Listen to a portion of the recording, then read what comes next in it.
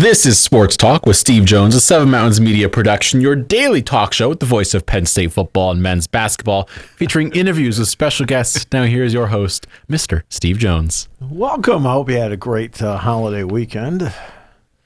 And we'll talk draft today, tomorrow, and post-draft Friday. We're going to have Tony Knopp on the show Thursday talking about all the twists and turns in the business of sports, from the Pac-12 to PGA Live. Won't that be fun? Yes, you'll enjoy it. You have no choice but to. No. All right. Big moment in American sports yesterday. Did you see it? The big moment yesterday? It was all over ESPN. Big moment yesterday. Victor Wembanyama. He landed in this country. My goodness, I haven't had chills like that since the Pope. He had to come here some point. When you click on ESPN and the NBA category, he is one of the first five things. This entire section of the headlines in NBA are: the Warriors want Draymond back, Draymond declining his option, the Bradley Beal trade from both Bradley Beal's side and Chris Paul's side, which we'll probably discuss, and then Victor Wembanyama landing in the U.S. One of these things is not like the other.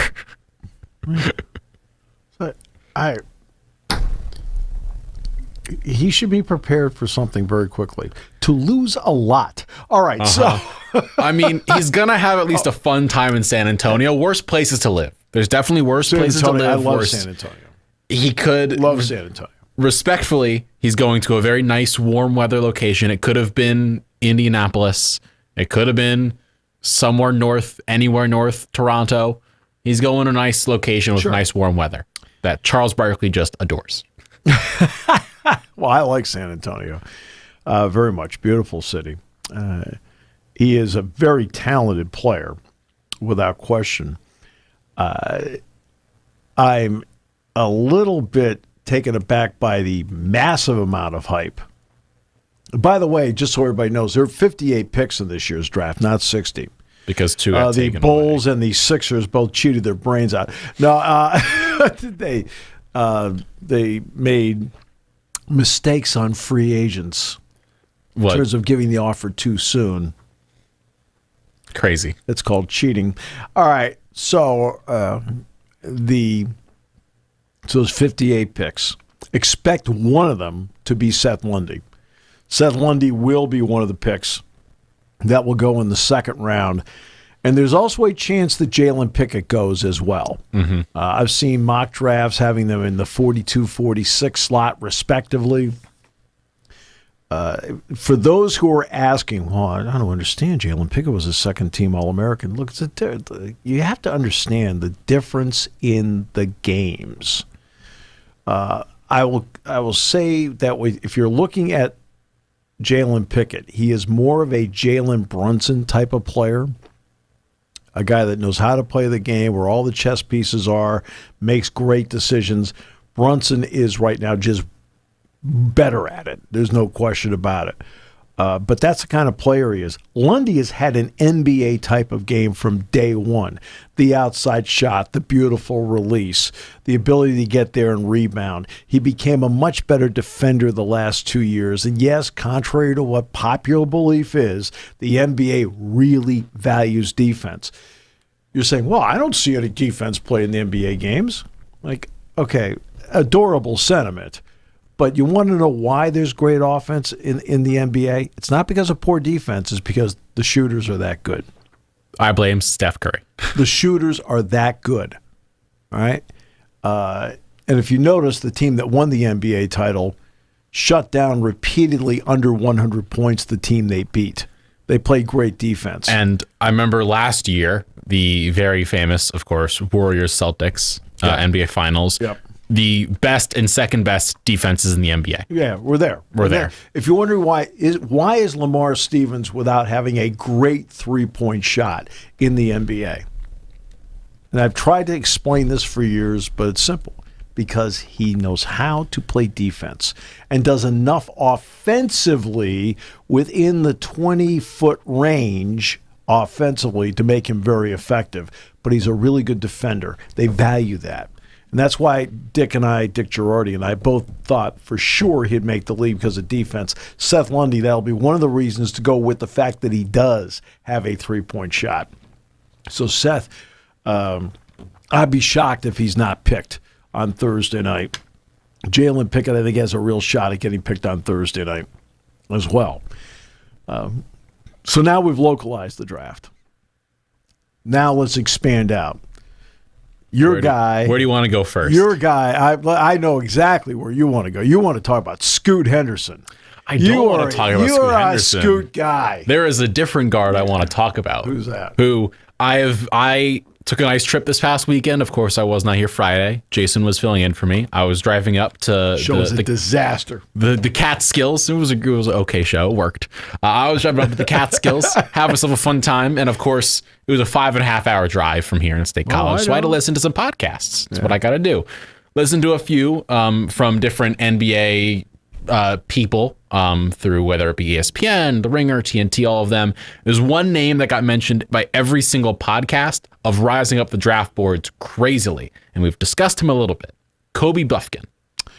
He is right now looking like he's going to be a lottery pick. Yeah, Bufkin is... There's no question that from one year to the next, he's a better player. So let's start with that. Bufkin is a good outside shooter, a very good outside shooter. I also like his handle when he drives to the bucket. Defensively, he's no better than okay. He's just an okay defender. He does not have the crossover handle that his teammate Jet Howard has.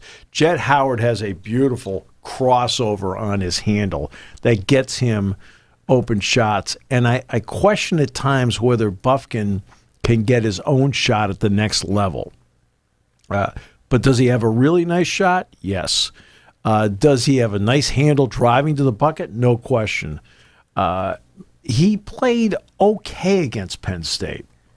He did not play great against Penn State. He played okay. Played okay in the game on January 4th, and he was a no-show in the game on January 29th. And then obviously, I saw him out in Chicago. And they were an early elimination, and so I saw him in person this year 3 times, and you could tell that he was a draftable NBA player. Would I have classified him as a lottery pick? No. Would I have classified his teammate Jet Howard as having a better chance of being a lottery pick? Yes, because Howard's not a great defender. Let's not pretend here, right, about that. But you watch his shot and you watch his crossover, and they're both, especially the crossover, is a next level player. If I had my only problem with Howard is he gets hurt a lot. Bufkin doesn't. Bufkin kind of, punches the card all the time, and he's there. There's a rumor going around the street right now about Bufkin. Apparently, he has not been able to work out or has not worked out for almost any team individually. And of course, the big thing is going to work out for these teams individually. That's where they can figure out who is best to have. He has not worked out for anyone, apparently, or at least has not for like 3 or 4 weeks. And people now think that he may have a guarantee from somebody in the draft. And of course, being a point guard, being a good scorer, playmaker, he's not really a point guard. He ain't playing a point guard. But he can function there. Right, he can function there because Llewellyn was the point guard early in the season. When Llewellyn got hurt, they didn't move Bufkin over. They moved Doug McDaniel up. Mm-hmm. Right, so they didn't play him at point guard. But in the NBA, people think it might be a ability. He can fit there. He can play the point. He can do it. Yeah, he's a combo guard. He's a combo guard. And there's a few spots right now in that lottery range where teams don't have point guards. Toronto Raptors are about to lose Fred VanVleet. Mm-hmm. He's a free agent right now.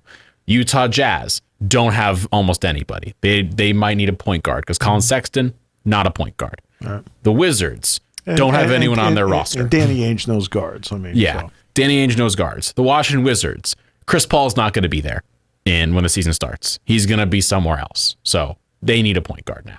And then the Pelicans, they don't have a point guard. They've got CJ McCollum as a shooting guard, Brandon Ingram as a small forward, Zion if he's ever healthy, and if he stays there after the draft night, power forward, and Valanciunas is a center. But you don't have a point guard. So they have 14. There's 5 picks from those 4 teams sitting around that lottery range.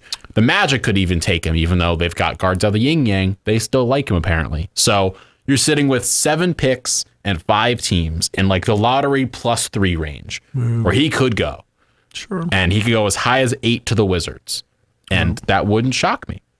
At this point, I mean, anything is possible right now. Outside of the top 2, you've got that, or the top 3, you've got that kind of funky range. Brandon Miller would be your third. Brandon Miller's the third with Scoot. And then you've got the Thompson twins. You've got Cam Whitmore, Jarace Walker, another one of the Frenchmen, Bilal Coulibaly, and then you kind of... Supposedly Walker's moved up a little bit in some eyes. Whitmore is still right there in that 5 to 10 range, probably 6 or 7. I will. Let's keep it local for one more player, Derek Lively, out of Bellefonte. Kathy Drysdale's son, and one and done at Duke. I have seen mock drafts now having him top out high at 11, and the bottom one I saw was 17, so not bad. So he's right in that 11 to 17 range. You're talking about athletic, can run the floor, a fabulous shot blocker. Mm-hmm.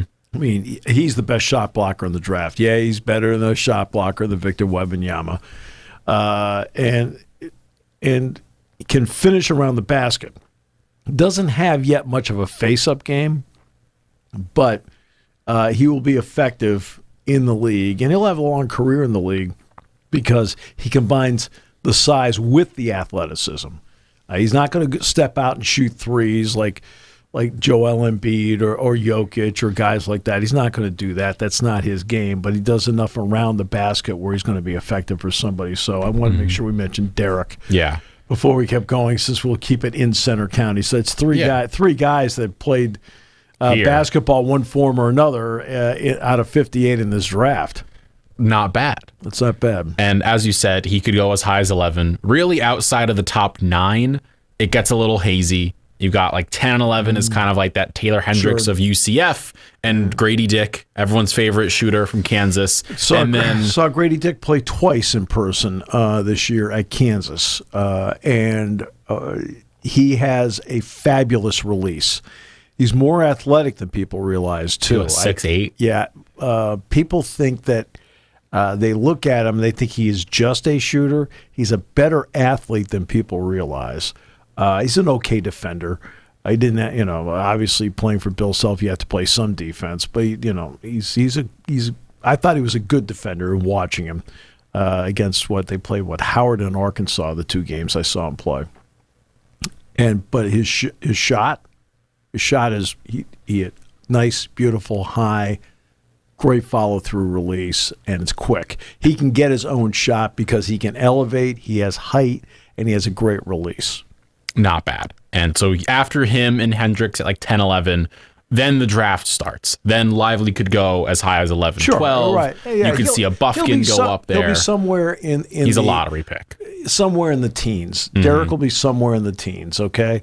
So I'll say 11 to 17, somewhere in there, 11 to 19. Whatever. That lottery-ish kind of range. He's right around the neighborhood. And then you've got guys like him. You've got the Chris Murrays of Iowa, Keontae George. There's a lot of players who are. Murray is, okay. So Murray is an excellent athlete, like his brother, his twin. All right. Sorry, somebody reminded me of a story that it was a Gus Johnson story about the Murray twins. I'm not going to tell it.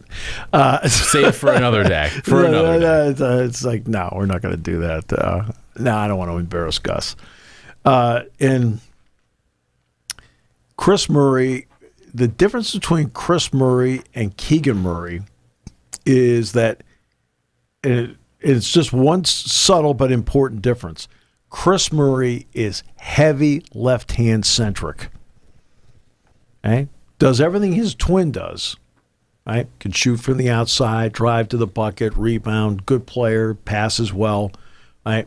But he's really heavy left-hand centric. Keegan can go left or right.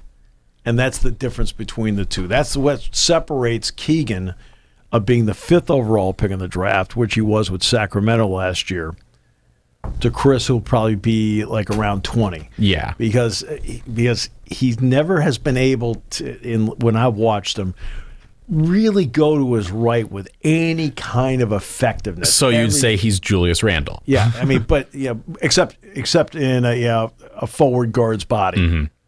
Like, he's much quicker than Randle is. But boom, that's just the way he goes. Well, he'll get in the lane, he'll drive left sideways through the lane, and then he'll get in the air and he won't shoot with his right hand. Interesting. Well, it's going to be fun to see what happens there, and it's also interesting at least to see what happens with pick 14. That is where, in my mind, this draft could get really crazy, because that is the Pelicans pick. The reason I say that is not because of the Pelicans could take, but because of what that pick could go for. Because there are these rumors flying around, obviously with picks 2 and 3, that maybe the Hornets take whoever they take Scoot or they take Brandon Miller. Then at 3, the Blazers sit here with the option of Damian Lillard or rebuild. So what happens with that? There's these rumors flying around that pick 14 and Zion could get you pick 3.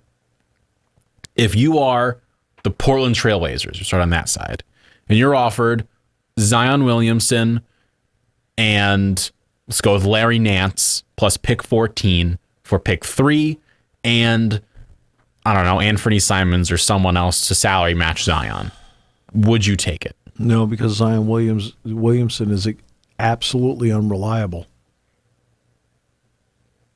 I can't take somebody that I don't know is going to be in the lineup. 4 years, 114 games. I mean, that's my issue with it. My issue is the reliability. It's not the talent issue. When he plays, he's terrific. But any time that you start a sentence with, when he plays, okay? Aaron Judge, when he plays, well, every time I turn around, I'm looking at the box scores, don't see his name in there. Oh, last year, 1 year, he hit 62 home runs, didn't miss any games. Right? How about all the other years? Right? Every time I turn around, he's on the injured list. He's been on twice this year. Zion Williamson, every time I turn around, he's not playing. I've got to go with people that I can rely on. I can get by with B plus A minus players that show up every day as opposed to an A player who shows up sometimes. I can compensate with a bunch of B plus A minus players that are showing up all the time. But when you play 28 games a season, it's tough. And it's... Well, I've told this story before, and I'll probably tell the story during... But, okay, it is a writer's broadcast story. Dick Girardi goes into the U.S. Basketball Writers Hall of Fame in Dallas at the Final Four in 2014. So I fly down for it.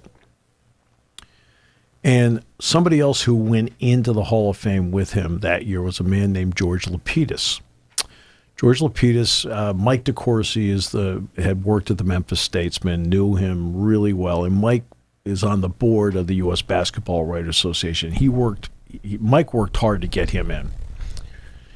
And George Lapidus got up to make his speech. And I'm sitting there listening to it. And he had been working on the city beat for the Memphis Statesman. Had developed a nice rapport with the members of the city council, had a good rapport with the mayor. He was able to get some good stories into the Memphis Statesman at the time because he had that rapport, and he enjoyed it. So he goes out. So he goes in one day because the editor called him in. He says, "Hey, George, we need to talk." He says, "Sure." He says, "I want to move you over to sports." And he goes, "Well, nah, I really don't want to do that. I'd really like what I've got going here with this." He goes, The editor picks up a piece of paper, writes something in the paper, hands it to him. It was a number. He looked at the number. He says, "What day do I start in sports?" So he shifts over. First event he has to cover is the Masters. He goes to Augusta National, and he sees the legendary writer Red Smith sitting there. He says, "Man, this is a golden opportunity here." He walks up to me and says, "Mr. Smith, I'm George Lapidus, Memphis Statesman. It's the first time I've covered an event like this." He says, "Long term, what advice can you give me?" And he looked at him. He said, 2 words. Be there. Be there. The only way you're going to effectively cover anything is if you're actually there. Right? You just can't sit in this studio and, "Oh, yeah, I watched on TV." You got to be there. Okay? Same thing for an athlete. You want to be effective? You want to help your team? Be there. Right? You want to sell tickets in the arena for your team? You want to develop a following? Be there. Right? Zion Williamson is not there. He is a great talent. My goodness, I enjoy watching him play. When he plays, it's fun. When he plays, he's a starting player in the All-Star game. That was how high he got this year. I mean, he is a great talent. Loved watching him at Duke. But if I'm in ownership, I can't roll the financial dice on a guy that's not there. Now, if I'm adding him in, say let's go to the top here. Say I am the Lakers, I am the Celtics, I am Denver, I'm Miami, whatever. I'm in the upper crust. And I feel like that's a piece that I could add that Jokic would be a great influence on. Murray would be a great influence on. LeBron would be a great influence on. AD would be a great influence on. Jimmy Butler would be, in other words, a veteran that would look at him and hold him accountable injury-wise on what's going on. Who holds him accountable in New Orleans? Nobody. Nobody holds him accountable, right? Everybody just makes excuses for him. I mean, he had a hamstring on January 2nd, right? If he tore it, I'd be like, okay, I got it. He didn't tear it. But it came time to play the playoffs, well, it's time to play. Well, Zion can't be out there unless Zion really feels 100%. Well, we gave you 3 stinking months. I mean, 4 months, 3.5 months. You're still... What? Really? So no, I mean, there's no way in heck I would deal the 3rd overall pick in the draft. I'd rather take my chances with a guy I can bring in, develop, and be a part of our culture instead of bringing in somebody that is just I can't rely on him. So in that case, if you're taking the draft route and you get a Miller or a Scoot, whoever ends up being there, sure. Let's say it ends up, in best case scenario for them, it's Brandon Miller because he fits their team better than Scoot would. Yeah. Because the obvious thing in Portland. No, he's just a better fit based on the personnel they already have. Yeah. So the thought currently is if they take one of those 2 players, whoever's left there for them after Charlotte, Dame is out. Dame is going to get traded. Well, so that's the thing. That's the thought right now is you can draft someone because it feels like right now based on Dame going on these different podcasts and shows being like, yeah, like I would love to if given the chance to play in Brooklyn or Miami.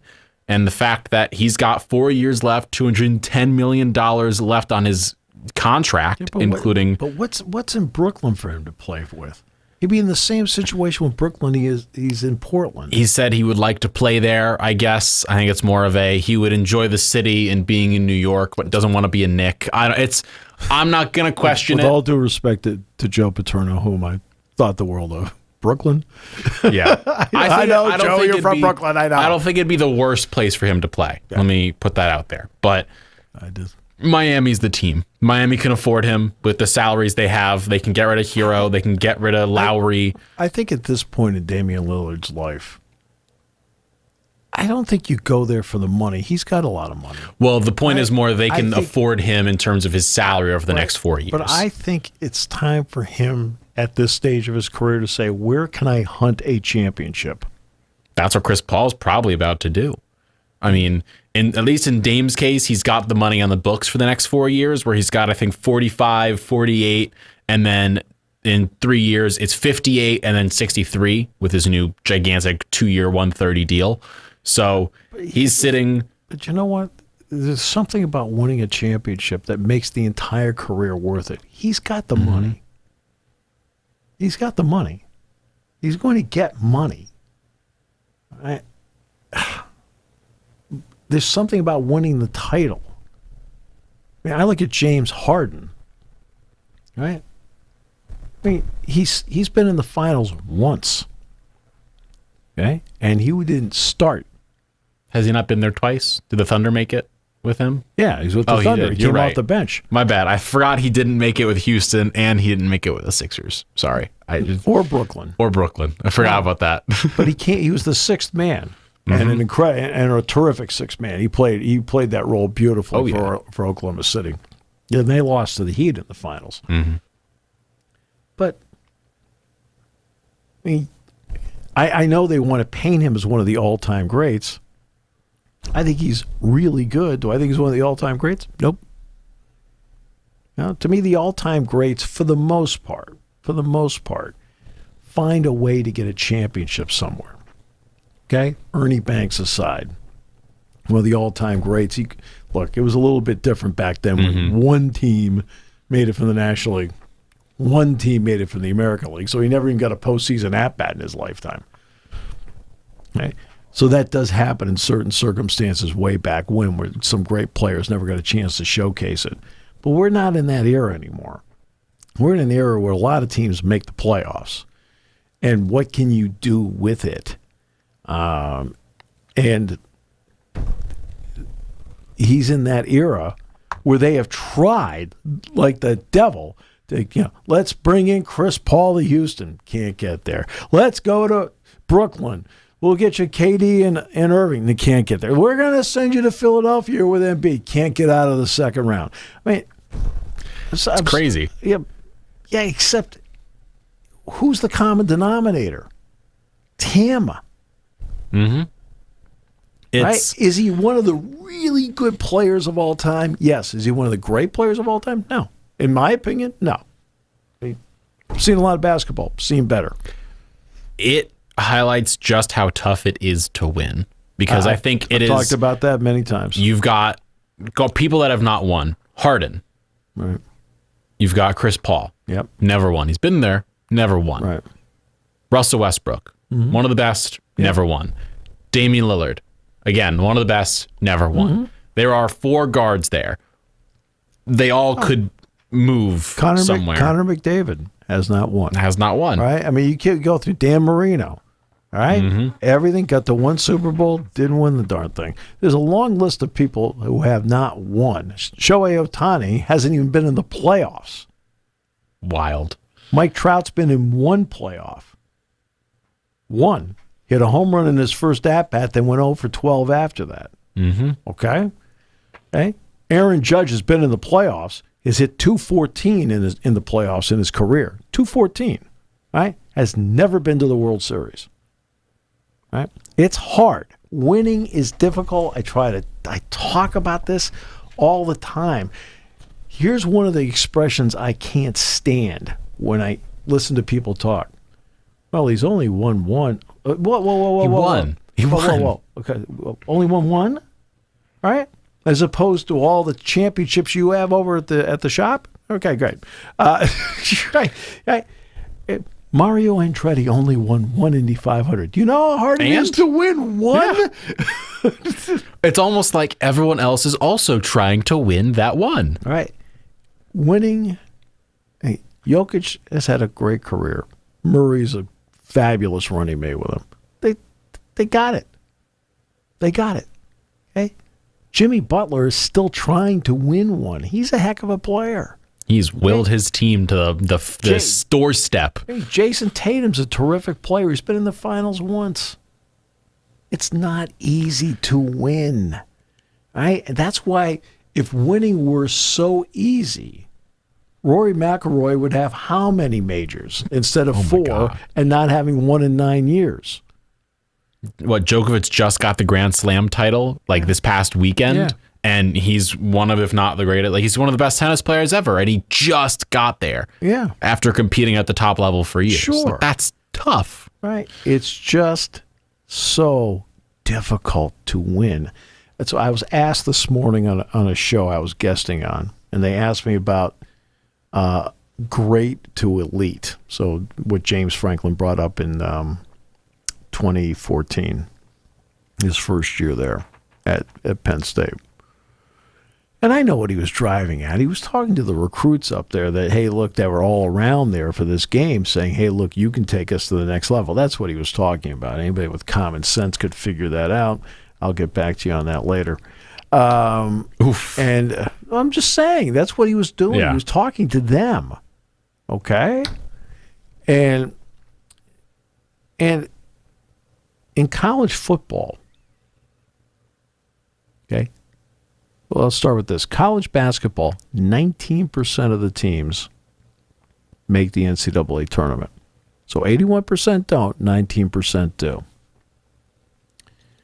In the NBA, 16 out of 30 make it. Actually, now with the play-in, it's more than that. It's 2/3, like 20 out of. It ends up being 16. End up getting into the, or no, yeah, you're right. Yeah, more than with the play-in. With the play-in, it's 20. 20, yeah. Okay. In the NHL, they're thinking about doing that, but right now it's 16 out of 32. It's half. Major League Baseball is what, 6-12, 12 out of 30 make it. A little over a third. Right? A little over a third. Right? And then now the NFL is what, 14 out of 32? Okay. So now you get to college basketball, 19% make it. College football, 3% make the college football playoff. When they expand it to 12, oh boy, that's a lot of teams. Really? 9% will make it. 9%. 91% will not make the college football playoff when they expand to 12 because only 9% will get in. Right? That's how difficult it is just to get in, let alone then make the steps to getting a championship. It's hard. And it's meant to be hard. If it were easy, everybody would be doing it. I'd have a master's under my belt. I'd have a green jacket in my closet if it were that easy. That's why I was telling you the Tommy Armour story about hitting the ball out of the bush. I mean, I'm sorry, he's not one of the greatest players in the history of the game, but man, he's good. He's way better than I'd ever think of being. You got to appreciate how great these people are, right? Now, the frustrating part is when I'm talking about a guy like Zion Williamson. What's frustrating is I'm a fan. I can't count on going to a game he's going to play. You know, that's not right. That's not right. And there's a difference between being hurt and being injured. Injured, I totally understand. Hurt, okay? Okay, the last month of the Stanley Cup playoffs and the last month of the NBA playoffs, the last month, even 6 weeks, how healthy were all those guys? None of them were completely healthy. They're all banged up. They all need to go back and get massage therapy. They all need to go back and get in the ice tub. They all need to go get in the hot tub. They all do. They're all sore. They've been playing all year. All right? That's the difference between being hurt and being injured. Injured, you're out. Okay, I got it. Can't help that. Right? Judge is out now because he crashed into a fence trying to make a great play. And he did make a great play. But he got hurt doing it. So I got. The twinge stuff I don't quite get. He's just going to back to the IL we go. You know what the craziest part about Zion is? His injury started by him breaking through a shoe. I know. Like, that's crazy. You know? I still remember watching that game. He came to Syracuse a week later and didn't play, and I was hurt by that. I got excited my freshman year to see Zion play. Instead, I just got R.J. Barrett and Cam Reddish beating Syracuse, but that's okay. So you're saying they didn't need him? No. Duke came to the Carrier Dome a few times. I got to watch them play. It was quite fun each time, but each time also it was not fun because Duke demolished us. We did beat them in Cameron Indoor, though, with Elijah Hughes. That was a great time. But Penn State played Duke when they had Jason Tatum. Tatum was out and couldn't play. So I saw you walked by the broadcast location. Hey, how are you? Wild. But so we've discussed, obviously, a lot of this movement, a lot of if Zion could be traded. Sure. But, of course, there was a trade that did actually happen, which was Bradley Beal to the Suns. So now it's Bradley Beal, Devin Booker, Kevin Durant, DeAndre Ayton, no one else for the Suns. What are your thoughts on the move the Suns made in terms of getting rid of basically everything else they have left? And we'll get to the Chris Paul stuff after. Well, they haven't. I mean, there's a ceiling on where they are right now. That's a big problem. They were able to break through and get to the finals where Giannis and Milwaukee beat them. Okay. Since then, they've been able to get to a certain point, and they've had to fight harder to get to that certain point in each of the last couple of years. And that's where, if you're sitting there as ownership saying, it's like watching a game and one team is coming down the floor or on the field, and man, it looks like they're scoring with relative ease. And you're scoring too, but golly, you're having to fight your guts out, get a couple of rebounds, get another chance on the shot clock, or it's like it's a 12-play drive, and they had to convert a couple of fourth downs. It's like you're just working harder to get your points compared to what the other guy's doing, and that's where Phoenix is with their series. With each passing year, it's become more difficult for them to advance. They've had to fight harder even when they've advanced, they've had to fight harder. So you don't feel like they're gaining ground. You feel like as you watch them, they're losing a little bit of ground. Does Beal change that for them? I don't know. Beal has to fit into a team concept.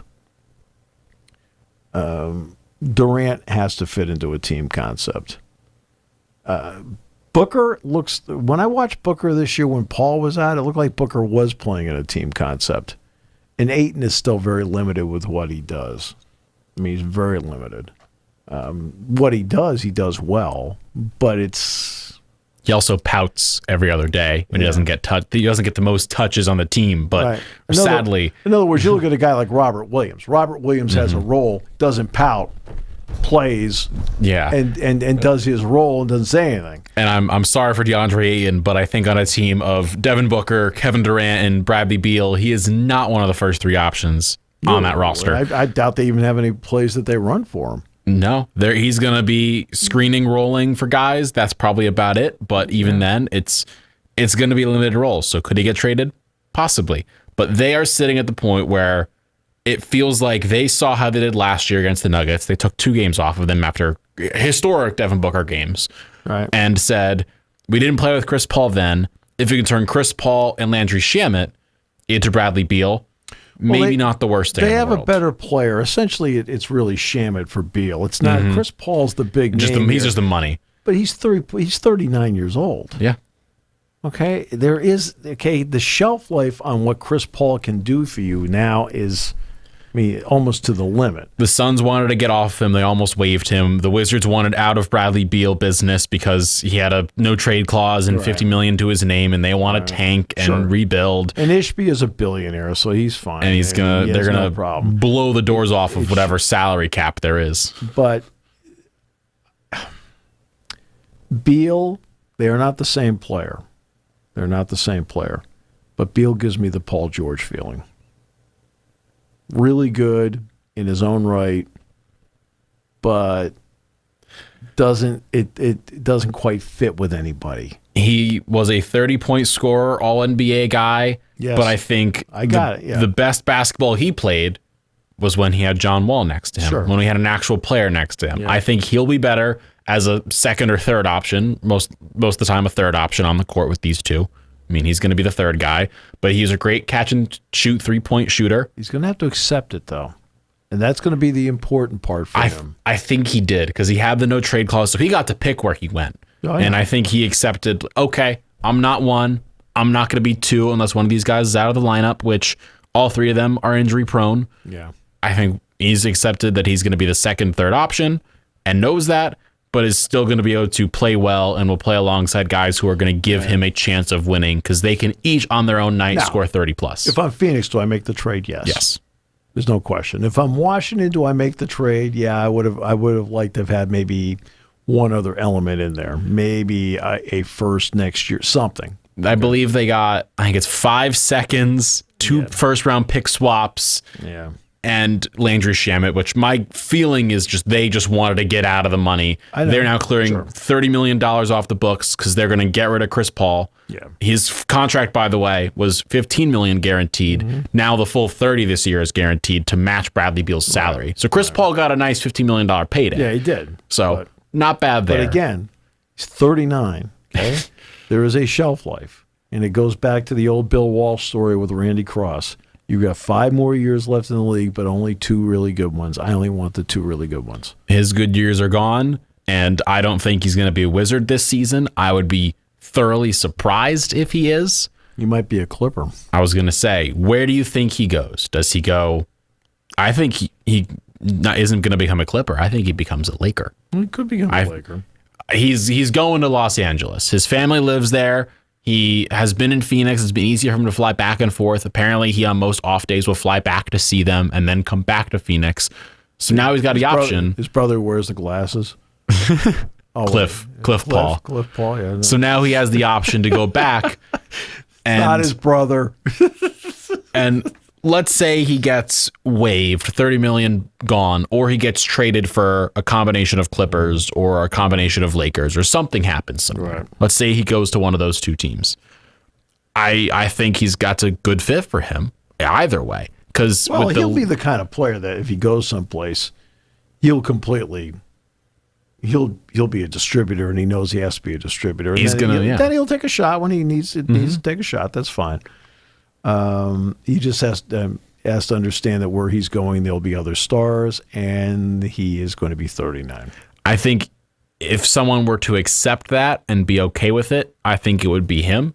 I mean, from all we can tell, he just wants to win and win the biggest level. Yes, no, I agree with that. And he wants to go someplace and win. And he's now not going to be asked to be and like, hey, can you score 30 for us tonight? Right. He's not going to have to do that because if he goes to L.A., they're going to be like, hey, just pass the ball to LeBron and AD and make sure the offense runs smoothly. In LA, make sure the offense runs smoothly. Right. If he goes somewhere else, I don't know where somewhere else could be, but if he goes to one of those 2 locations, which it seems more than likely he will, he's going to be asked to just play point guard, and you don't have to really score. We have guys who can score around you. Just make the offense work.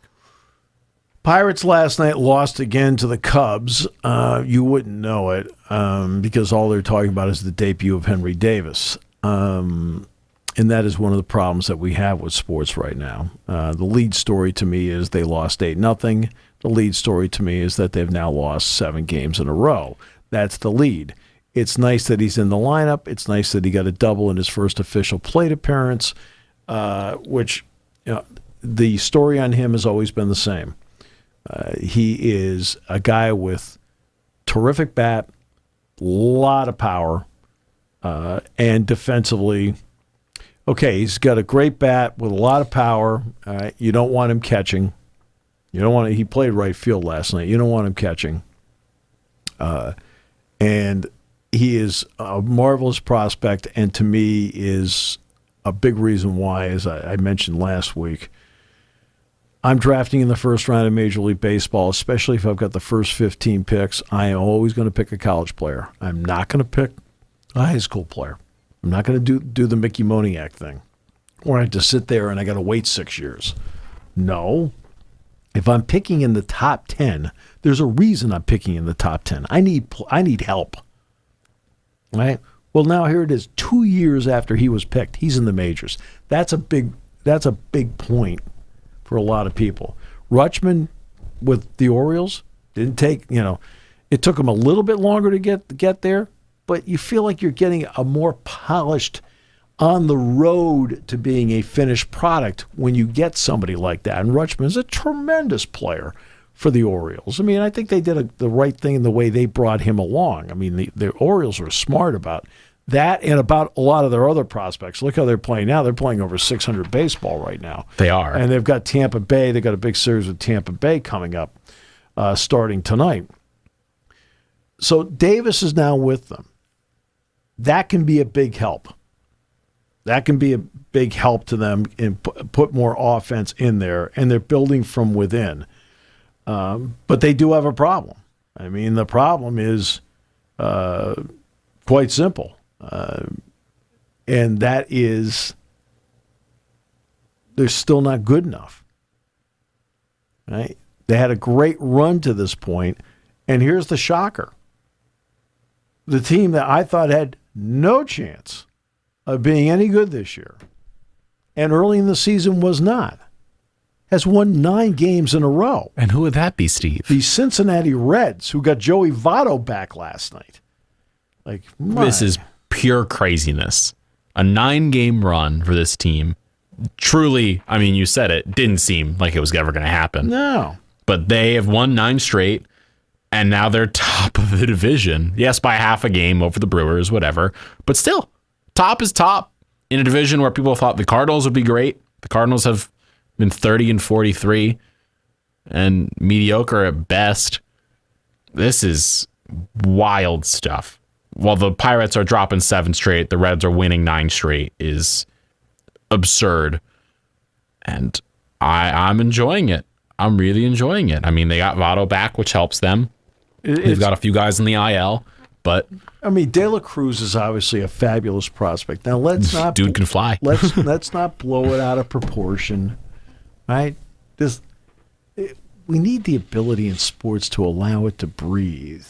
I mean, a guy hits a ground ball to first and beats it. Oh my God! Okay, just slow down. Not the first. But Steve, he's the greatest player in MLB history. What are you talking about? Yeah, I'll get back to you on that. But he's a fabulous prospect. Right? You know what? 2 words, the 2 P words, prospect and potential. Do you want to know what the definition of each is? Would like to hear. Have not done it yet. All right. Okay. Let it breathe. Okay. Remember at one point, Anthony Volpe, marvelous prospect. Started out slow, but then went on a real tear. And then what happened?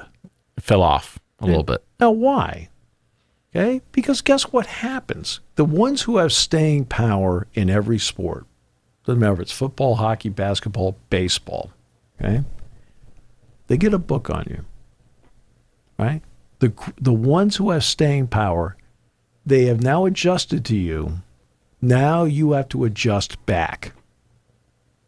Volpe, I'm pretty confident will adjust back. He looks like he's a good player, but they've figured out what his hot spots are, what his cold spots are, and now he's got to fight back and he's got to figure out how to adjust to their adjustment. And that is the way it is with everybody. There'll be a point with De La Cruz that they will get a book on him, and they'll go, okay, here we go, okay. Mike Trout went through a couple of slumps, and guess what? Adjusted himself right out of it because he's a great player and has the ability to do so. And that's that's why I let it breathe a little more. Also, baseball is a very long season. 162 games is long, and I think sometimes people need to pump the brakes on jumping to conclusions so fast in baseball. I think if you're playing the NFL, I think you can be a little quicker on the trigger to change some things because there is less game time. Yes. There is less happening. You got to be more every single game matters. But the MLB, respectfully, until the end, the single games don't matter as much. I mean, right now, if you take the entire AL and NL Central and combine them, none of them are better than the bottom AL East team, which is the Red Sox at 38-35. They are tied. They would be tied with the Cincinnati Reds from all 10 Central teams which shouldn't mathematically happen, but it does. In this particular year, though, it's very difficult to get a gauge on how good everybody really is because of this balanced schedule. You really have to do a deep dive as to who these people have played to get to this point, and the sequencing of games. When Alex Cora complained about the Red Sox and Yankees being on back-to-back Sunday nights, now look, it's obvious just based on the viewership. It gets their highest viewership every year, so I understand why ESPN wants to do it. But here is the disparity in the two in back-to-back, which is a problem. Right? When the Red Sox played the Yankees on Sunday Night Baseball 10 days ago, the Red Sox then came back and they went home, but they played Monday night. The Yankees had it off. Okay? They played this Sunday night, this time at Fenway. And last night the Red Sox were at Minnesota. The Yankees had the day off again. Like, there's something not quite right with that. Not only that, the Yankees are home again. After playing 2 games over in Flushing, okay. Huge ride, Steve. Right. The big hour on the subway. Right. Oh, we played 5 straight road games. Yeah, sorta. I can drive from Yankee Stadium to Fenway in about 3.5 hours if I book it. It's like, you gotta be kidding me. But see, that's the disparity, and that's the problem with the disparity in the schedules. And you don't know who you played to this point. For example, if you played Oakland, for example, when the Yankees did, everybody was clobbering Oakland. But then Tampa Bay went out and played them, and Oakland started to play better, right? And then they drew a crowd that even Rob Manfred said was average. Oh, Steve, but look at that. The fans are back. Clearly they love the franchise and they want to support us. And look, it's an average attendance. That's awesome. We love that. He has to think. He has the public relations gene of that wallboard over there. Do you remember when he called the piece of metal the World Series trophy? Yeah. And he said awards are meaningless? Yeah. That was fun. Yeah. Yeah. But my response would be, so are contract renewals. Mm-hmm. At least for him. Good luck, Rob. At least for him, he doesn't have to get booed every time he goes up for NFL draft pick in the first round of the draft. Goodell takes those boos with pride. At least Manfred doesn't have to deal with that. Well, did you watch the Stanley Cup? Mm-mm. When they presented the Stanley Cup to Vegas, right? Gary Bettman came out, and they did not introduce Gary Bettman. He just started talking. It reduced the boo. It reduced the boo factor. Yet in the last 5 years, he's done a lot of really good things as commissioner of the league. It's taken him a while to get there. Yeah. Adam Silver, for the most part, has the most goodwill of anyone. For the most part, I mean, he handled, in my personal opinion, the Daryl Morey Hong Kong retweet wrong, and gave the impression that the NBA was afraid of China. Well, you are a United States entity. You can exist very well here. Yeah. Right? Act like they need your product more than you need them. Mm-hmm. That's just, in other words, act like, hey, guess what? You don't want us there? Okay. It's fine. You'll miss us. And by the way, you have my number. You can call back anytime. Yeah. I mean, we're the NBA. We're really big around the world. I know you got 2 billion people. That's a big chunk of the world. It's been a fun day, and it's only Tuesday. It's gonna be a fun week, Steve. But you know what I mean about when I'm talking about that. Oh yeah. Now you have to act like you don't have to be like stonewalled and arrogant to them, all right, in any way, shape, or form. But don't go, oh, what can we do? What do you mean, what can you do? You got to this point without them. It's like, it's okay, right? you're gonna have a lot of people in your country saying, "Hey, where's the NBA?" Mm-hmm. And eventually, they did put them back on. They're back, baby. Yep. The NBA's back. And we have a lot more NBA talk to discuss this week. We haven't talked about John Morant. We haven't discussed the rest of the draft. And we got Webby. And we got Webby. Wembanyama. It's a fun week. Wemby. It's going to be a fun week. And of course, thanks for tuning in to Sports Talk with Steve Jones, the Seven Mountains Media production. Check back daily for all the latest sports news.